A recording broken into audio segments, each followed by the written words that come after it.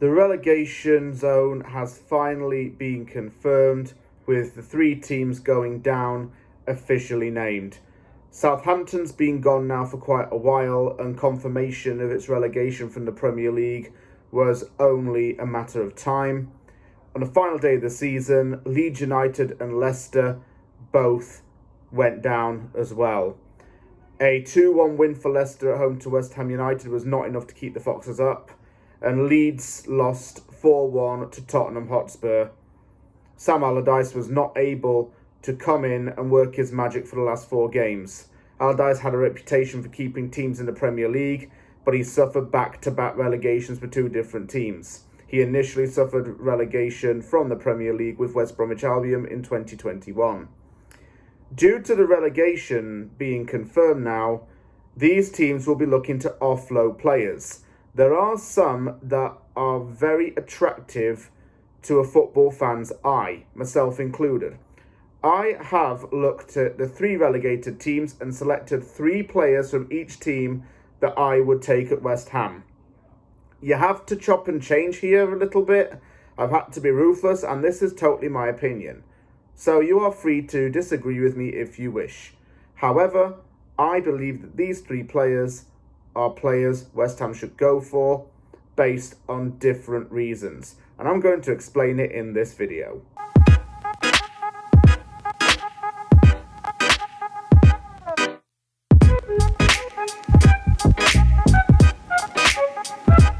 Sometime this week, I am going to update the intro to this channel and start using it on a consistent basis.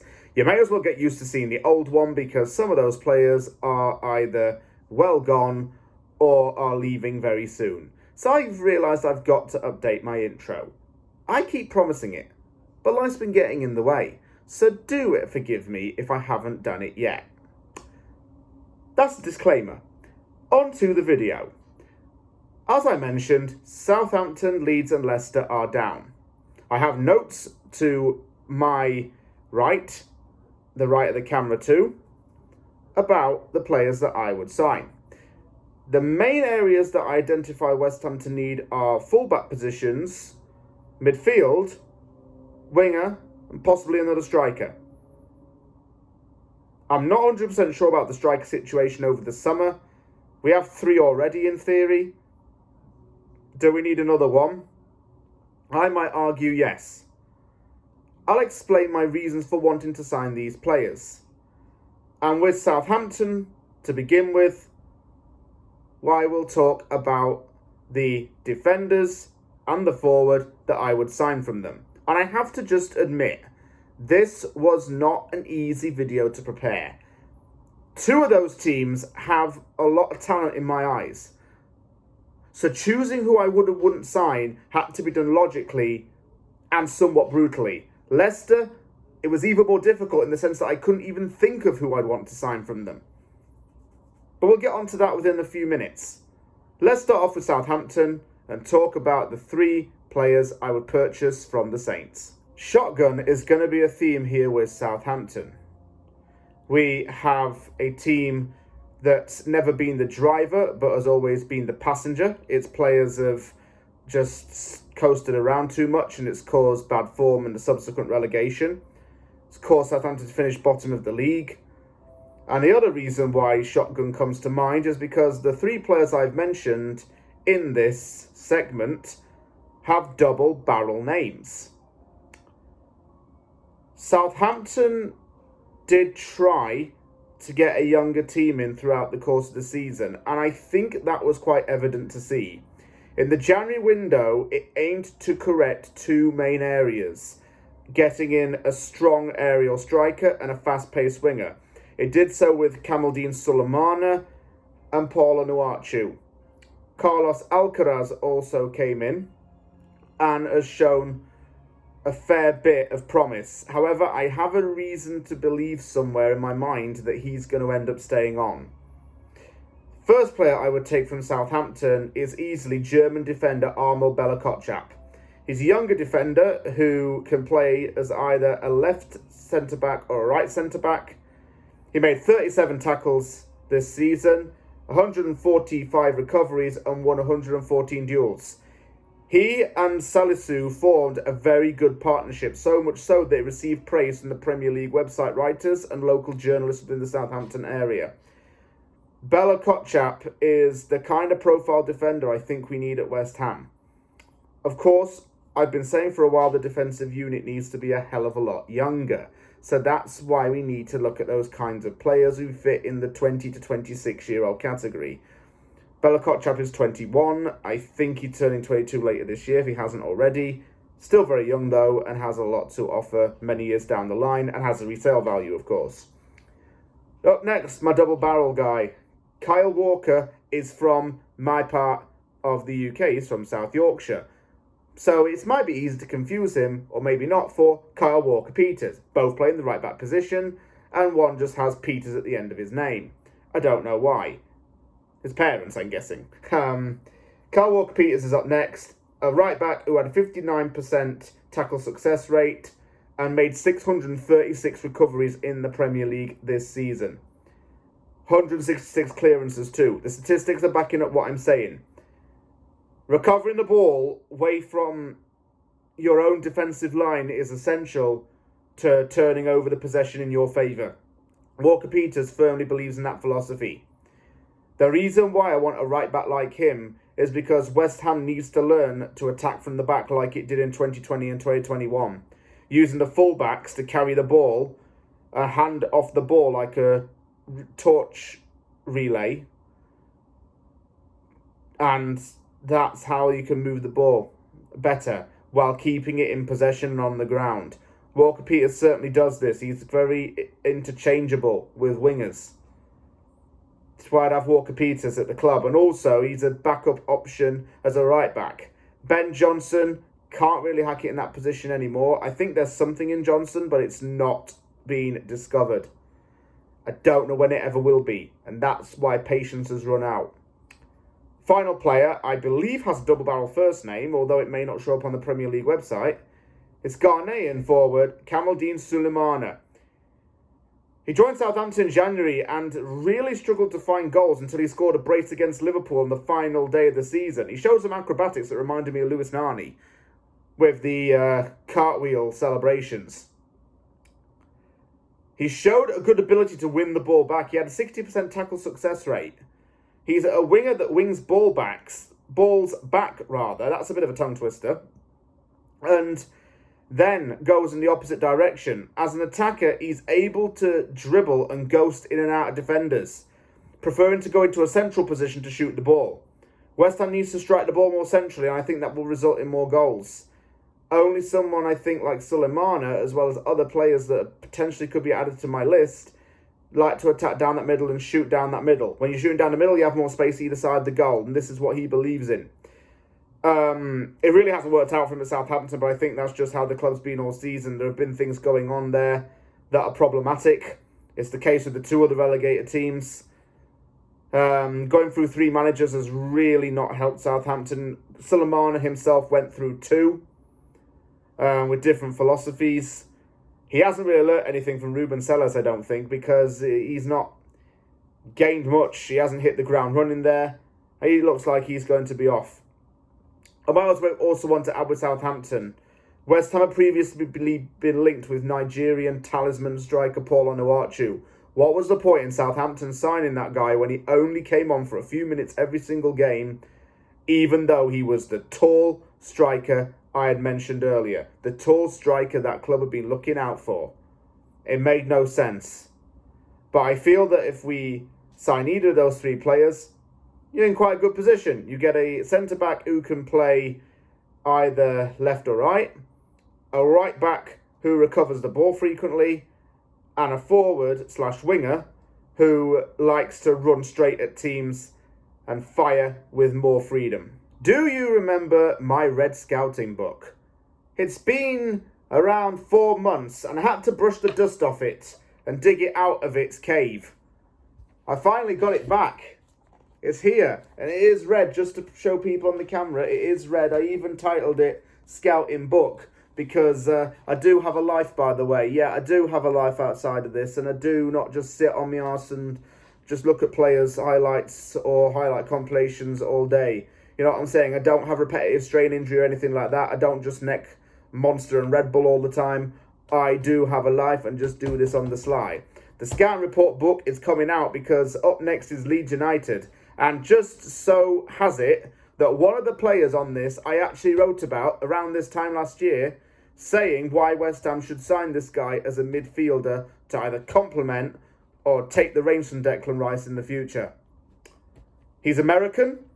He had a fantastic World Cup and is a leader in the United States men's national football team / soccer team for those who can't be bothered to call it football.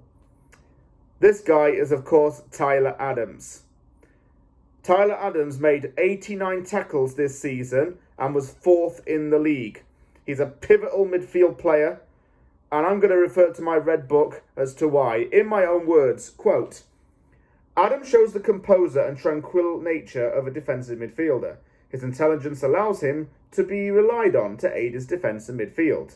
An obstructive player, he shows little fear in using his body to encroach opposition players. He shows a combative mindset as a defensive player and commits to tackles and dribbling when he has the ball back. He has some box-to-box traits: energy, dribbling and control. He makes consistent dribbles. He suffered an injury in April 2019, and until then, while he was playing for RB Leipzig, Leipzig had not lost a single game with him on the field. That is quite impressive in itself. Let's put this down. It's coming back out next week, by the way. But let's put this down and put it safe for a little bit.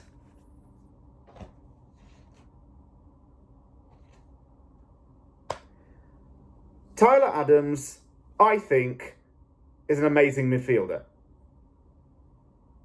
I think that it's unfortunate that he's been injured again, but you could clearly see the impact it had on Leeds. Leeds' midfield fell apart without him. Adam Forshaw and Mark Rocker were not those guys. They were not those guys. They were not the consistent dribblers. They were not breaking up the plays. They did not show the aggression of a midfielder that wants to get the ball back and show the ruthlessness of a player who wants to really get the ball back.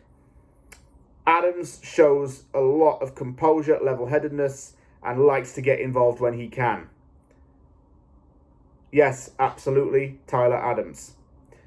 Up next is Jack Harrison. Harrison's a guy who had a bit of a stranger career path. He spent time in America, grew into a player there, moved over to England, is now at Leeds United. Harrison is a very versatile player who can act on the wing or as an attacking midfielder. He had 16 assists throughout the season. His playmaking abilities often come from the wing positions.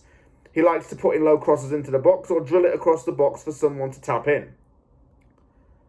He has been one player that has been linked with West Ham already at the time of recording this video, and with David Moyes wanting more domestic players, this is a transfer that would be very sensible. Up next, and finally from Leeds United, is Willy Gnonto, a teenage sensation from Italy. Gnonto can act as a winger. I like the fact that he likes to pass the ball off and he's not too selfish.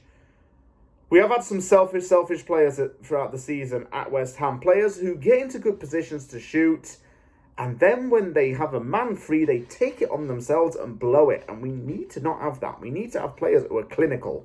Clinical means being selfish in a good way. I haven't seen a lot of clinical finishing from Gnonto, but everything else makes up for that in repayment. He's a chance creator. He makes around, as I say, 18 passes a game. He's quite involved in the build-up. I also think he's very skilled and likes to be in the box most of the time. So overall summary of Leeds United, you've here got a very strong, firm midfielder, a versatile player, and a winger who likes to contribute to formulating a goal-scoring opportunity. I had initially thought about putting Sinistera in this list, and actually, I said I was going to put it away, but it's right next to me and it's right within my reach. I was actually going to say, where is he? There he is. Here's evidence that I wrote about Sinistera right there. Sinistera, last year, saying that he had a 60% successful dribble rate, exploded with acceleration. I have seen those things with him at Leeds, but what has concerned me is the fact that prior to him being done for the season, he seemed to go down a lot, clutching his legs. I don't want another player who's got hamstrings that literally look like afraid not, because I'm afraid that's not going to work out at the club. Do you understand what I'm saying? We need people who are young and fit and well. If I were the West Ham manager, David Moyes, I'd be ginger, I'd be fully Scottish, and I would be looking at Adams, Harrison and Gnonto as those three options to take from Leeds United. Back in 2014, while I had my season ticket at Doncaster Rovers, I was at the King Power Stadium as Leicester faced Doncaster. Leicester needed a win and was already crowned the champions of the championship. Doncaster needed to equal or better Birmingham's result. Major drama happened in which Doncaster ended up being relegated on goal difference thanks to a Paul Caddis winner, equaliser rather, at Birmingham Bolton. 9 years later, Leicester has been relegated, playing against the team I now support. Well, I have supported them since I was 10, but the team that I focus my attention on mainly in the whole of sports, despite winning a game. Leicester beat West Ham 2-1, but Everton's win means that the Foxes will be playing championship football for the first time in 9 years. If you're a Leicester fan, you look back on your time in the Premier League with immense pride, but you also look back on it and think, wow, how's this come to be? I don't think that the death of the owner made things better in the long term. He seemed like an amazing man who really was passionate about that club, loved by the fans, loved by the players. His son inherited the club, as does happen in these unfortunate situations and tragic circumstances. His son does not share the same vision at Leicester City. It did not help that Brendan Rodgers had reportedly ignored the advice of scouts and chose to sign players against their advice, notably Yannick Vestergaard and Ryan Bertrand. Those two players ended up costing a lot of money on the wages and flopping massively. While I was deciding for Leicester players to have in this team, I soon realised something. It's actually just coming to my mind right now. It's just coming to my head. Bloody hell, James. What? Can you just put the red book away, James? Seriously? Clearly single, aren't you, to have done this in your spare time? Shut the hell up. I do have I say it again, I do have a life. Okay, I don't just sit and watch videos and then write reports on players. I do this for a reason. And then I get proven wrong when these guys end up becoming massive ballers. Where's the guy? Where's the guy I'm after? Find him. No. Bear with me a moment, people.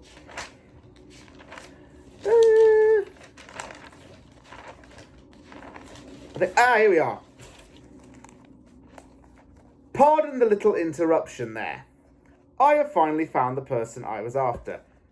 Tete. Tete plays for Leicester, and honestly, I think he is a good player, but not in the Premier League. He won't hack it there, hasn't hacked it at Leicester. I don't think it's fair he's not really been given a hell of a lot of game time, but still. I would have considered him at one point, but not anymore. For Leicester, I picked a winger, I think you might know who, a left-back, and a striker. Leicester's had some really good strikers over the years, and there's been points where I've said that I'd take any one of their strikers in all honesty. Not so much right now.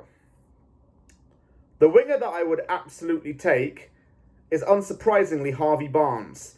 He's been linked with a move to West Ham, but I just don't want us to sign him for the price of £50 million. I'll take a half-price cut price on that one. He and Maddison carried Leicester throughout the season. That is undeniably true. Barnes had 13 goals and a 47% shooting accuracy. He even scored against us home and away in the course of the season. If he doesn't end up coming to West Ham, I can see him going to a team like Aston Villa or maybe someone like Brentford. But West Ham's attractive enough for him. I think we need a natural winger. Harvey Barnes is just that. I needn't really say much more else. Up next is Luke Thomas, a left-back, primarily because we need a younger left-back. So he, to me, is the basic reason for that. The book's going down for the last time. Kelechi Iheanacho is the striker I would have from Leicester. Jamie Vardy's 36 years old. No resale value. I think he'll see out his days at Leicester City. Patson Daka was brilliant in Austria. West Ham fans were up in arms when he didn't sign for us back in 2021 because we never bid for him. He's ultimately proved that he isn't probably cut out for the Premier League. He's not the guy to replace Jamie Vardy. Leicester fans had lost patience with him. I think Iheanacho's a good striker to have with West Ham because he's tried to fill a gap at Leicester under a lot of pressure. He's tried to fill in the Vardy and Daka slot. It's been proven to be a good finisher and a good on the ball, and I do like Iheanacho a hell of a lot. He's used to winning silverware. He's won it at Manchester City and obviously with Leicester. I think he'd be a good striker option for us to have. He could easily probably get, actually not easily probably get, because that makes no sense. I would rather say that he would get 10 goals in a season minimum. He got 12 in one campaign with Leicester, bear in mind. To summarise, Harvey Barnes is the winger in the naturalised position that we need. Luke Thomas is a younger left-back. And Iheanacho is a younger striker who can add some depth options and actually be good for us in many, many different scenarios. It was tough choosing players for Leicester and I had to be realistic. I wouldn't really take any of their centre-backs right now because they're either leaving or going down to the Championship. Tielemans is set to leave on a free, but I think wages would be a problem. Maddison will not come to West Ham, so we've got to be real there. It's just about being realistic. Get a winger in, get a left-back in, get a striker in. You do have three positions that definitely need filling, and those guys could really cut that. It's very difficult to choose who to pick from these teams. And honestly, it was harder than what I thought.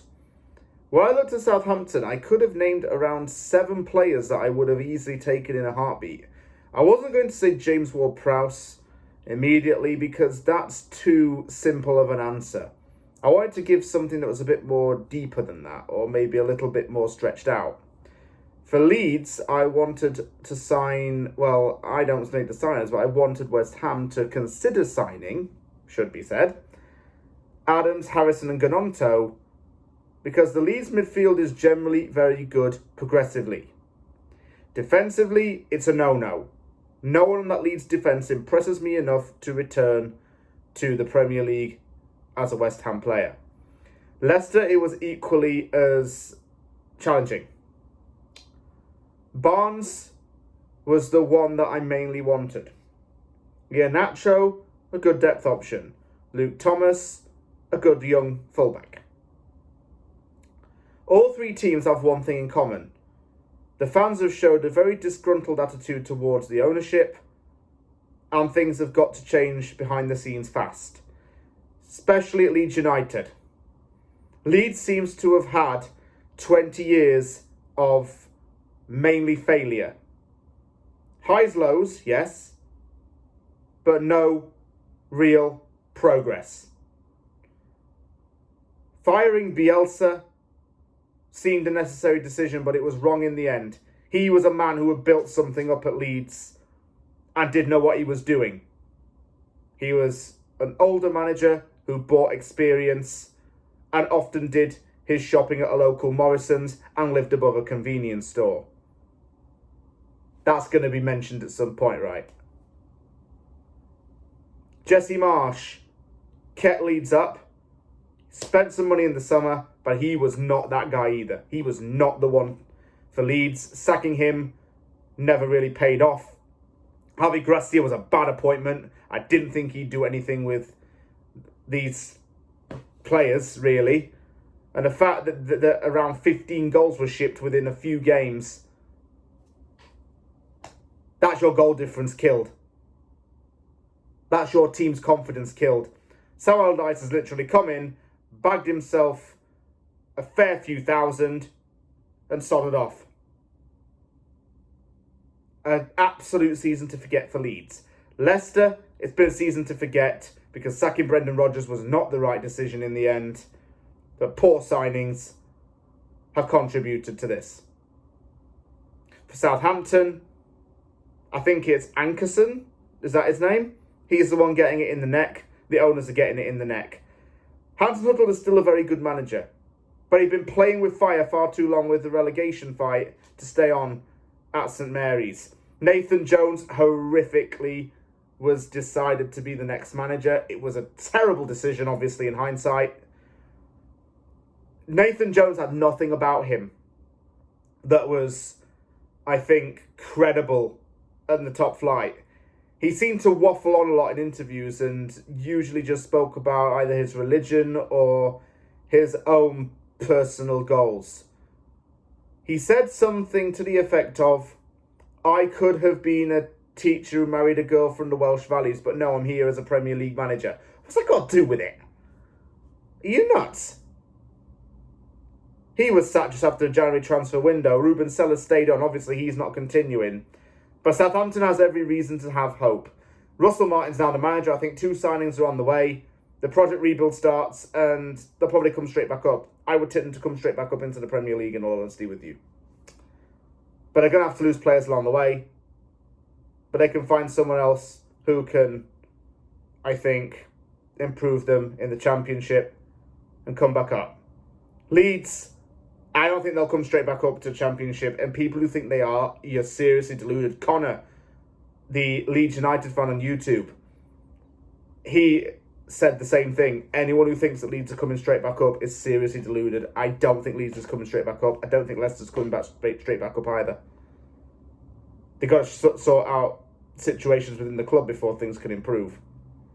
But to the fans of these clubs who've been relegated, I'll say this. It's been a credit playing against you and your teams. I wish you the best of luck in the Championship, and hopefully you'll be making a trip to London Stadium in a year or two's time at the very least. That's me done for this video. Thank you very much for watching this, guys. I'm going to be working on revamping the channel as promised, because I have been procrastinating way too much for it not to be done. We're at the end of the season now. It's a fantastic time for me to do it. I will get this done, and I will be rebranding my videos. I'm on the road to 1,000 subscribers, so please do like this video, do share it, do comment below. Don't forget to subscribe to From the Anvil for more content. Take care, everybody. Enjoy the rest of your week, and I will see you all very, very soon.